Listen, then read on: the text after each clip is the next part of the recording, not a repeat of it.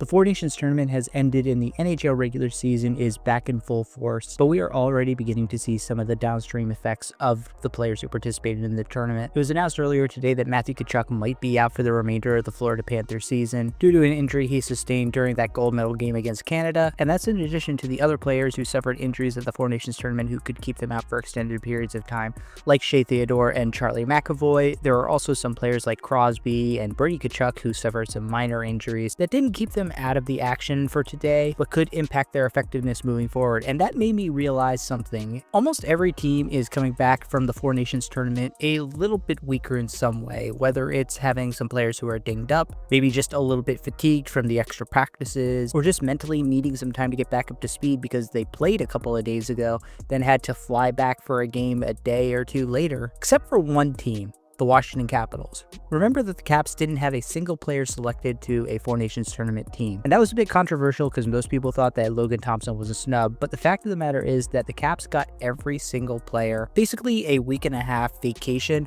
where they could rest, recover, mentally reset. And in addition, their coach, Spencer Carberry, wasn't part of any of the Four Nations team coaching staffs, so his attention has been theoretically fully focused on what the Caps are going to do when they come back from the break. And to have one of the best teams get a week and a half full reset for the entire team, having their stars able to heal from their injuries, not having the wear and tear of those extra practices and games, I think is going to end up being extremely valuable for them in their playoff push. And we saw a little preview of this in the first game back between the Washington Capitals and the Pittsburgh Penguins. It was close for about a period and a half, and then once the Caps got their legs back underneath them, they absolutely blew the doors off of the Pittsburgh Penguins, winning 8-3 and scoring 5 goals in the second period. And they got scoring from up and down the lineup. Pierre-Luc Dubois had 3 points, Jacob Chychrun had 2 goals.